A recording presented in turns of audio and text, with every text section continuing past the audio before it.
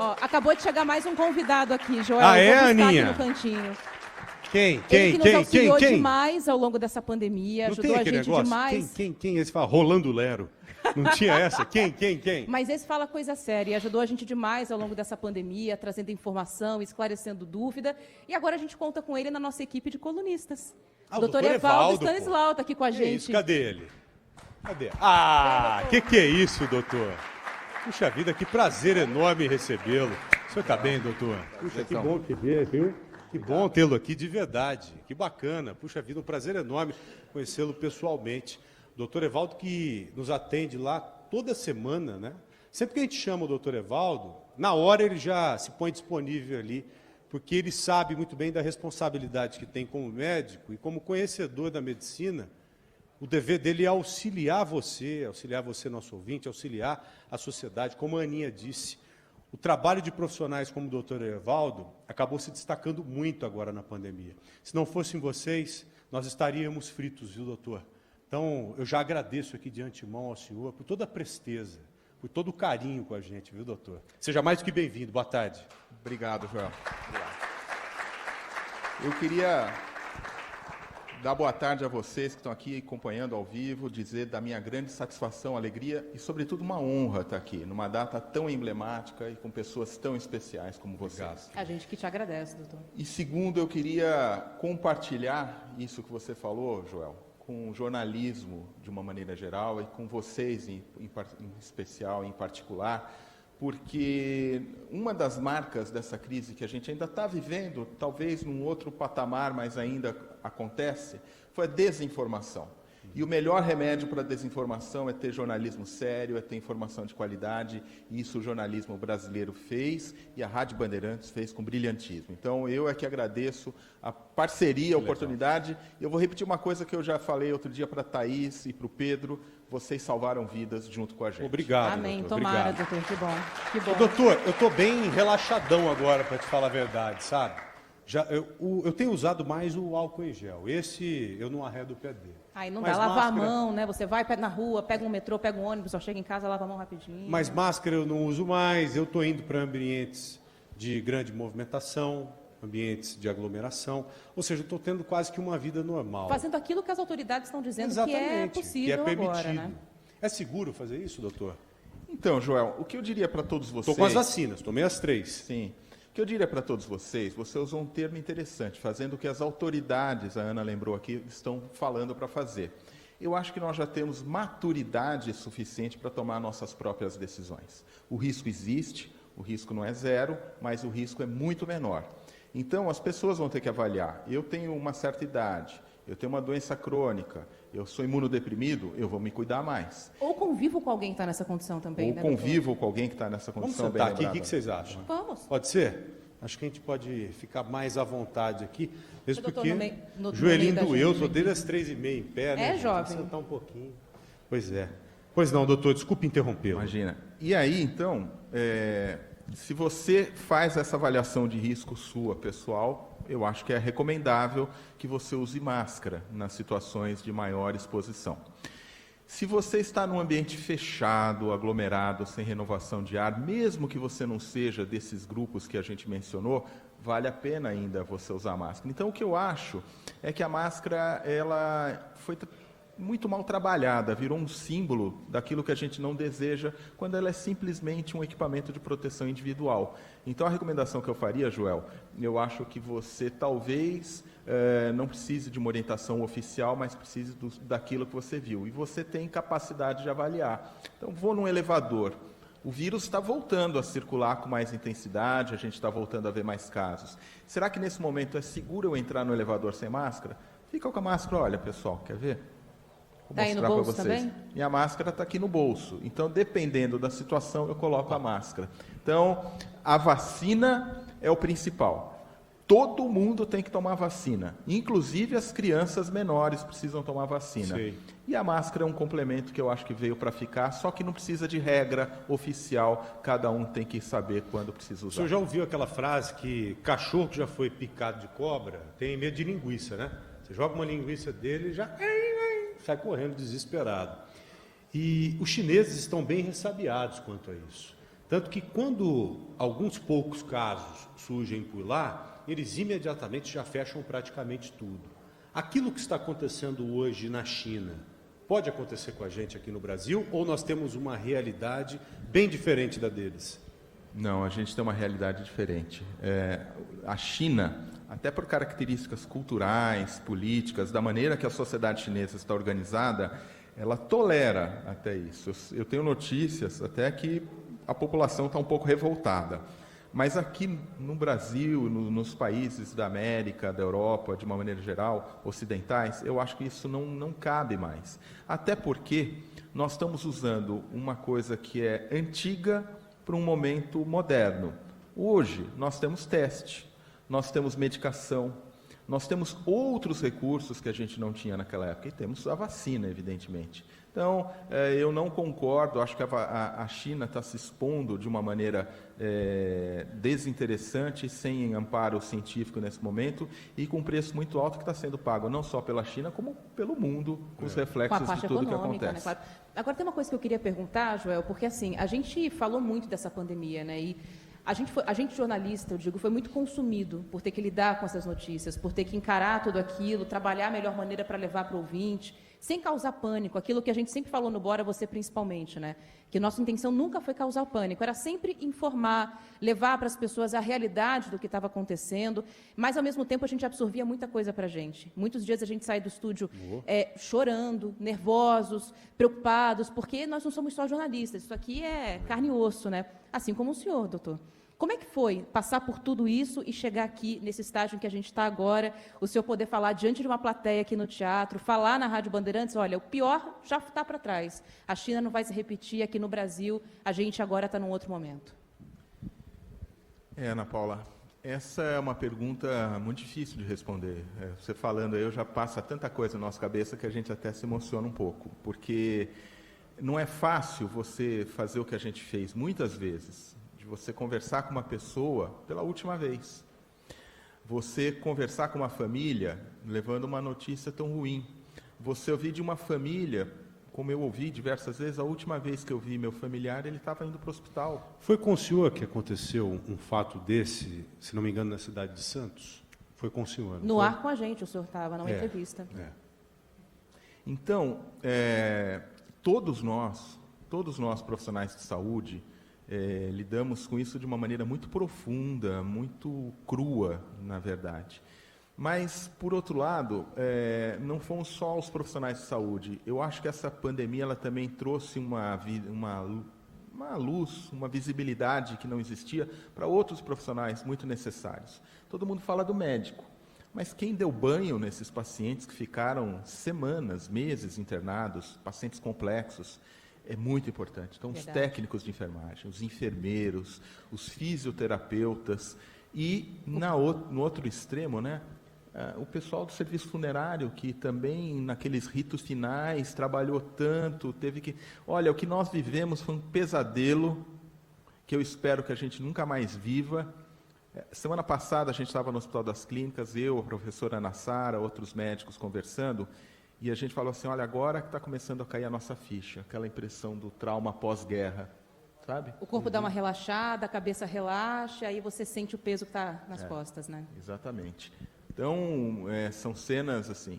Por outro lado, a vitória da ciência, trazer boas notícias, quando a gente dava uma alta, quando a gente via pessoas recuperando, isso foi muito gratificante. E o que eu só espero e peço a vocês também, é que todos nós que tivemos a felicidade e a sorte de estarmos aqui até agora, que a gente faça por merecer estar aqui. E os cuidados ajudam muito, né? Porque, por exemplo, eu e a Ana Paula Rodrigues, nós não paramos um dia sequer na pandemia. Nós trabalhamos na redação todos os dias. Não dava para esvaziar totalmente a redação. Não tinha como, né? mas seguindo aquela cautela toda. Sim. Limpando a estação de trabalho, 2 máscaras, álcool o dia inteiro. Uma coisa que aproximou muita gente, inclusive, a gente só almoçava junto, só tomava café junto, porque havia essa recomendação, não, se você já convive com uma pessoa, fique só com ela. Então, era o mesmo grupo, eu, Joel, a Giovana de Boer, que não está aqui com a gente, a Bruna Barbosa, que está ali. Aquele timinho de sempre, exatamente, um cuidando do outro. Agora, Aninha, seria legal a gente abrir a experiência do Dr. Evaldo agora para os nossos ouvintes, para Vamos fazer vocês, isso. nossos amigos e amigas. A Bruna já está Acho com que uma vocês ouvinte ali do, já um tem ouvinte ali do pergunta lado ali. para perguntar. Ó. E se alguém tiver alguma pergunta aí, vai se preparando, porque eu acho que vale a pena, né? A gente está frente a frente com um especialista, um monstro sagrado da medicina como é o Dr. Evaldo. Acho que nós temos que explorá-lo nesse momento. Bruninha, pois não, minha amiga? Ó, o Clever está aqui do meu lado, tem pergunta sobre pandemia para o Dr. Evaldo. Oi, Clever, obrigada, viu, por você estar aqui com a gente. Manda lá.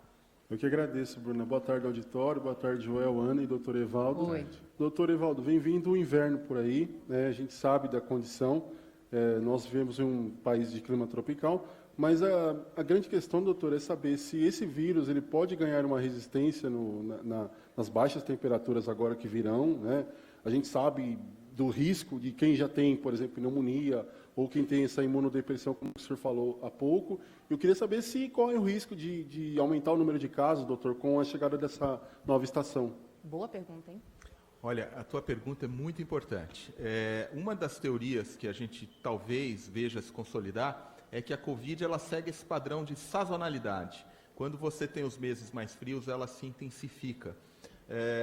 As doenças de inverno, tradicionalmente, elas aumentam quando a gente está aglomerado. Então, o inverno propicia isso. Mais proximidade, janela fechada, porta fechada, menos renovação de ar.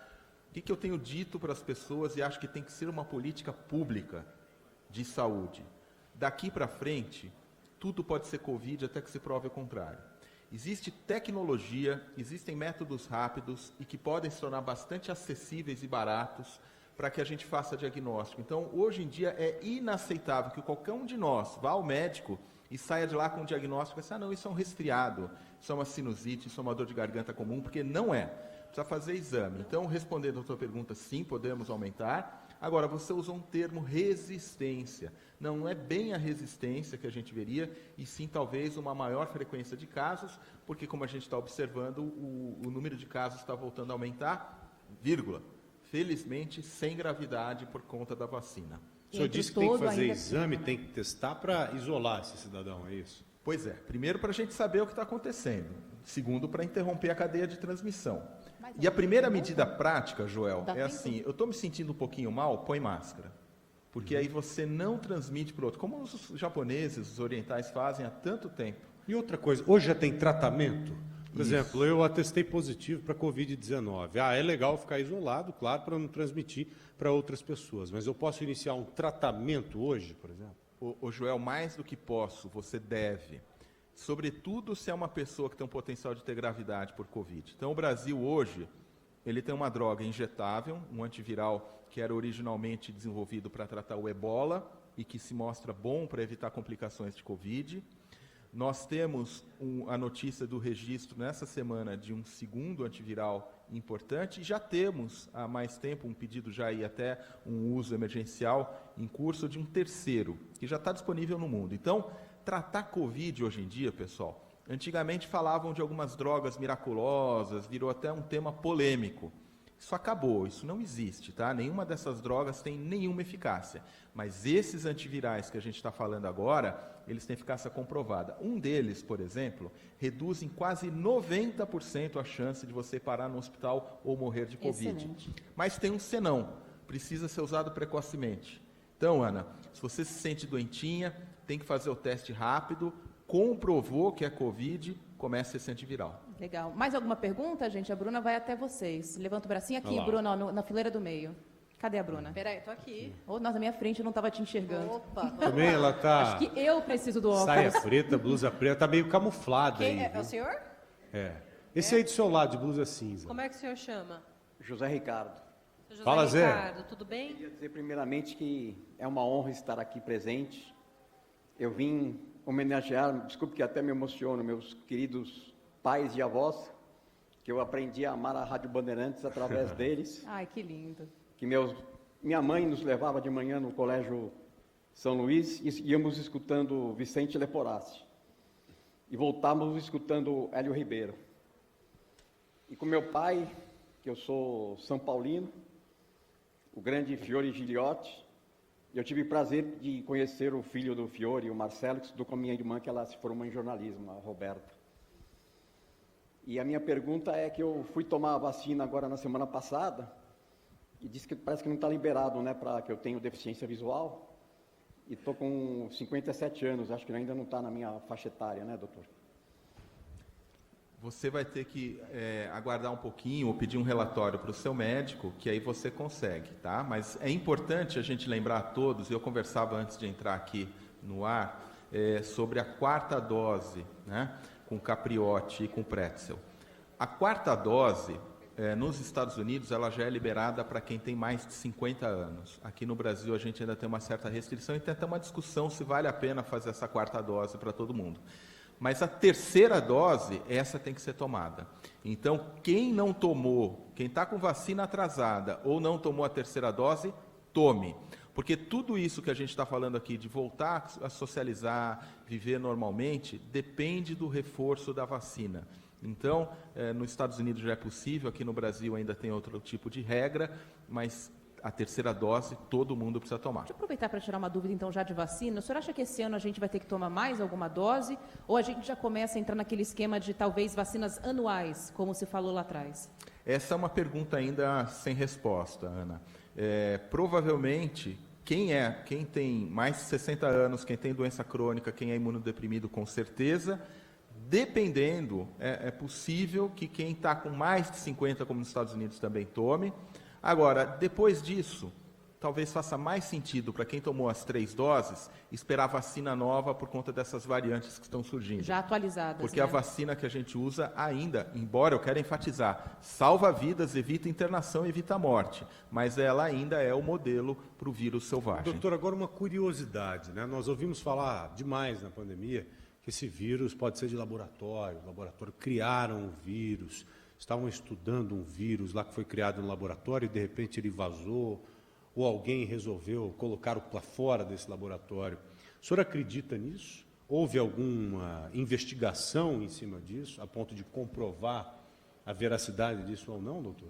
Investigações seríssimas foram feitas, isso não ficou comprovado de maneira nenhuma, ao contrário, tem uma publicação do Nature que mostra bem a origem do vírus no reino animal. E aí eu convido vocês a uma reflexão. Hoje é o aniversário de 85 anos da Rádio Bandeirantes. Talvez no aniversário de 100 anos, se nós não mudarmos a maneira que a gente consome, teve um painel, um fórum de sustentabilidade, esse é um tema de muita importância, porque a gente tem que parar e pensar, Joel, como é que um vírus que está lá, no meio da floresta, no meio de morcegos, de outros animais, vem parar na espécie humana? É porque a espécie humana está invadindo o espaço que seria da floresta, porque a gente tem condições de clima, por exemplo, para que vetores alados, como é o mosquito da dengue, venham para as nossas cidades. Estados Unidos hoje, você tem vetor alado, no sul dos Estados Unidos, coisa que a gente não pensava. No sul da Europa, você tem vetores alados, quer dizer, então, o morcego é um deles. A maneira, então, o morcego, o mosquito, a derrubada das florestas, as cidades da maneira que estão construídas, quer dizer, o aumento da temperatura, nós estamos causando um tal desequilíbrio que isso impacta a saúde, ela está interligada, isso impacta na saúde. E um dos principais impactos tem a ver com essas doenças emergentes e reemergentes. Quem falou, e você já deve ter certamente dado essa notícia, quem poderia imaginar que em 2022, no meio de uma pandemia de Covid, um vírus novo, né, a gente estivesse falando de dengue de novo, que está aumentando Exato. no Brasil. Não só aumentando, explodindo, né? A gente está num momento bastante preocupante. Mas agora, sabendo disso tudo, tem como impedir que um novo problema aconteça, pelo menos nessa gravidade? O senhor acredita hoje que o mundo está preparado para uma nova pandemia, para pelo menos isolar uma região? Vamos supor que surja um novo vírus em uma região do mundo. Hoje nós temos capacidade de isolar essa região para impedir uma pandemia, assim como aconteceu? Qual é o problema, Joel? Hoje as pessoas se deslocam muito rapidamente. Você pega um avião hoje, 10, 12 horas depois, você não está nem só em outro país, você está em outro continente. Tá, mas nós sabemos que o preço é alto, né? O preço que você paga por deixar acontecer uma pandemia é muito alto. Não, mas é que às vezes... Não tem como você impedir? É isso que eu ia dizendo, Joel. Dependendo da doença, a gente viu isso claramente na Covid, por mais tecnologia que você tenha, não consegue. Aquela medição de temperatura que é feita, aquilo não tem utilidade prática, aquilo em aeroporto não funciona. Então, o que a gente pode fazer de melhor, Joel? Primeiro, fomentar a pesquisa. Então, vamos investir na ciência, vamos investir nos jovens pesquisadores, nas universidades, para que a gente tenha quem pense, quem desenvolva medicamentos e testes diagnósticos. Segundo, vamos fazer vigilância. Nós temos como fazer vigilância continuada e notificar essas doenças quando elas surgem. E aí, com esses dois pilares, de um lado a pesquisa, do outro lado a vigilância, se isso acontecer, e vai acontecer, talvez não na mesma dimensão da Covid, mas novas epidemias surgem a todo momento e são abortadas por alguma razão, isso não é dúvida, não, isso é uma certeza, Joel. Tem mais pergunta de ouvinte. Bruna, quem está aí com você agora? O Augusto, vamos lá, seu Augusto, qual que é a dúvida?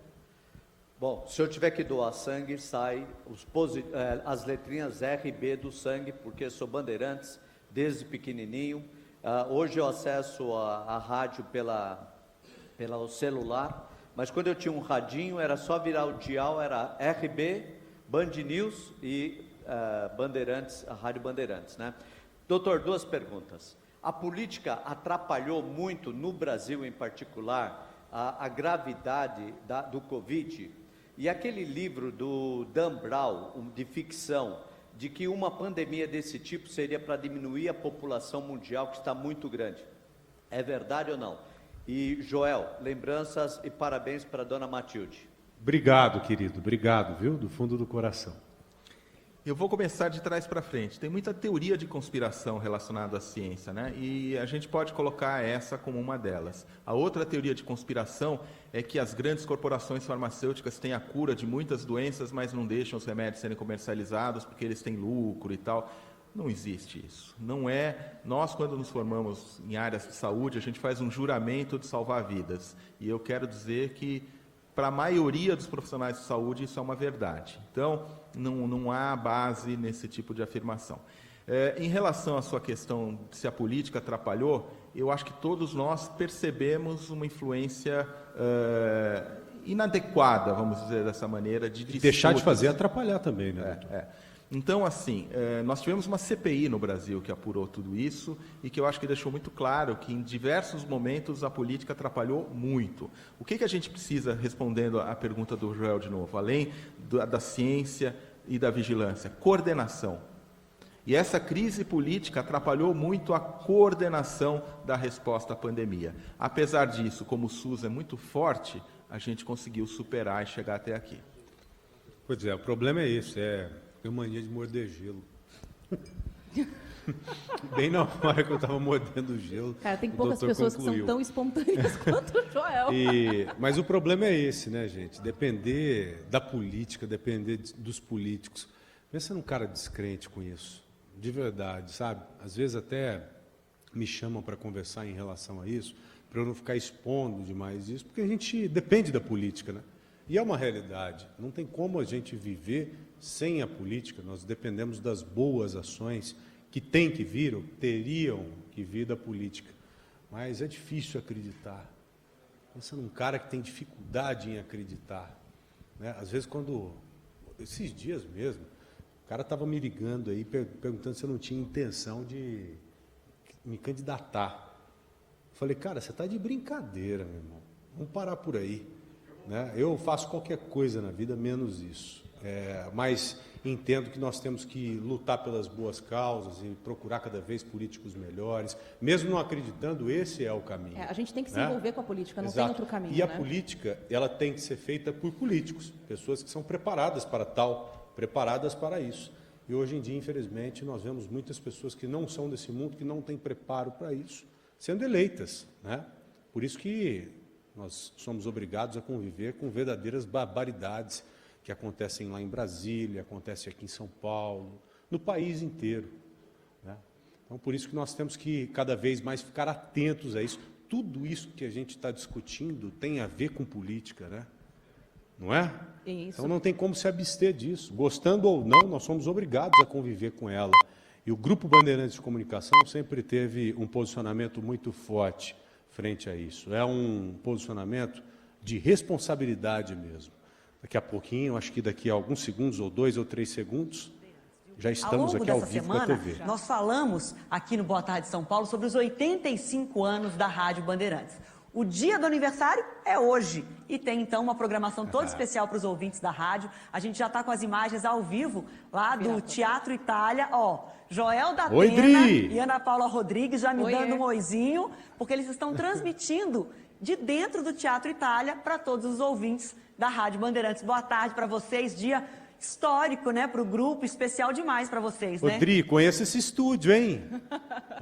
Acho Você que eu passa algumas conheço. horinhas por dia aí, né? E a gente atrás, que a redação da Rádio Bandeirantes é colada com o vidro do estúdio da TV. Rodri, é Teatro Itália Bandeirantes Eles agora. trabalham muito por aqui, A gente né? está chique. Você está vendo o visual, que bacana, né? Nada mais justo para comemorar os 85 anos mesmo da Rádio Bandeirantes. Cadê a câmera? Qual que é a câmera que está Essa aqui que tá com aqui a na minha gente? frente? Deixa eu ver. Essa aqui, está na frente Essa. da Aninha. Então tá. Então, gente, que legal, né? Poder ter a oportunidade de comemorar os 85 anos da Rádio Bandeirantes, junto com vocês também, nossos telespectadores, amigos e amigos aí da Band. Eu disse hoje de manhã e vou repetir. É um privilégio muito grande poder, empunhar esse microfone. Sabe por quê? Porque o Grupo Bandeirantes de Comunicação, todo o grupo, ele surgiu daqui. E nós estamos comemorando 85 anos de história, não é à toa. É por conta de você que está nos assistindo, por conta dessa plateia aqui, esses ouvintes, esses amigos e amigas que nos acompanham todos os dias. Tem gente que fica ligado aqui 24 horas na Rádio Bandeirantes. Odri, já quero aproveitar esse momento especial para te parabenizar, viu, pelo seu trabalho, pelo seu profissionalismo. E eu estou muito feliz com o Boa Tarde São Paulo, um programa que chegou para fazer a diferença mesmo nas tardes da televisão brasileira, para respirar a nossa cidade. Estava precisando disso, estava faltando isso. E você é uma amiga especial mesmo. Você foi recebida de braços abertos, primeiro porque é competente, segundo porque é uma pessoa muito bacana. Aninha, Adriana Araújo é especial, já te disse isso várias vezes, né? Não, falou, e com certeza, você é muito humilde, foi muito Ah, legal não. te Ó, receber na aniversário da rádio, redação. para de falar de mim. Não, mas é verdade, assim, foi muito legal de recebê-la na redação, porque é uma pessoa humilde, que chegou cumprimentando todo mundo, pedindo dicas de como fazer rádio, como é que eu me porto ali, quem que é quem, se apresentando para todo mundo. E isso foi muito bacana, verdade. viu? É muito legal trabalhar com gente desse jeito, né, Joel? Puxa vida, é um privilégio. Sem Você está dúvida. feliz Mas aí, deixa minha eu falar amiga? uma coisa para vocês. Sabe o que eu... Tô bem feliz e sabe o que eu acho que é uma novidade para mim e o que eu acho que faz a força do Grupo Bandeirantes e a nossa força como equipe é justamente que eu estou aqui no Boa Tarde São Paulo e surge uma informação na redação da Rádio Bandeirantes, a rádio não dá só lá para os ouvintes, não guarda aquela informação. Imediatamente já tem um repórter da rádio entrando em contato com a gente para entrar ao vivo aqui no Boa Tarde, a qualquer momento na programação da Band. Eu acho que é esse espírito de equipe que faz a força desse grupo e que faz a gente trabalhar feliz aqui. Parabéns, viu, pelo trabalho de vocês. É uma honra estar no time. Odri, esse cara que está aqui do nosso lado, o doutor Evaldo, que você conhece muito bem, um grande médico que nos auxiliou muito nessa pandemia. Verdade. E que agora é colunista da Rádio Bandeirantes. Ele está tirando as dúvidas aqui, inclusive dessa pandemia agora, dos nossos amigos e amigas. Quero te agradecer, viu, Di? Muito obrigado aí pelo espaço. Foi um prazer muito grande participar com vocês aí no Boa Tarde São Paulo. Que legal, obrigada, hein? Um beijo, Ana, um beijo para todos que estão participando, doutor Evaldo, participando dessa querido. transmissão especial e parabéns à Rádio Bandeirantes. Tchau, bom trabalho. Aninha, você sabe que eu despedi porque eu sei que o tempo da TV é corrido, né? Eu sei, por isso que eu nem me atrevi a falar muito, mas é que a Adriana falou dessa união das equipes da rádio, da TV, e a gente teve um exemplo muito recente de como isso faz a diferença na vida do ouvinte, né, Joel? A gente teve o caso dos taxistas, por exemplo. Uma Das bola multas, que vocês né? levantaram no Bora São Paulo, na TV, de taxistas que estavam sendo multados andando no corredor exclusivo à esquerda, que é de direito deles, né? Sim. E aí, vocês levantaram esse assunto no ar, a gente também entrou nessa campanha na Rádio Bandeirantes, cobrando autoridades, conversando com os ouvintes, pedindo para eles mandarem multas. A gente começou a pressionar a Prefeitura e a CET, porque eles admitiram o erro, mas não iam cancelar as multas. Não, vocês que recorram e depois a gente vê o que faz. E não, a Prefeitura tomou a dianteira, cancelou muitas multas, mais de 2.000 multas, e isso graças ao trabalho conjunto da equipe da Rádio Bandeirantes, do Bora São Paulo, do Bora Brasil e do Boa Tarde também, com a Adriana, que também entrou nesse assunto. Integração é isso. E essa força toda, repito, se deve a vocês. Sem vocês não tinha como a gente ter força. Mas né? jamais. Não é? Então, esse povo aí respeita a gente por causa de vocês. Doutor Evaldo, foi um Obrigada. prazer enorme te receber aqui. Muito obrigado mesmo, João. viu? Obrigado mesmo. Obrigada, Obrigado. doutor. Um abraço. É uma Parabéns honra. pelo seu trabalho, viu, doutor? Obrigado, mas nem nos meus melhores sonhos eu imaginaria que eu estaria aqui nessa data tão especial. Vida longa à Rádio Bandeirantes. Obrigado. Amém. Obrigada, Até breve, doutor. doutor. Tchau. Tchau.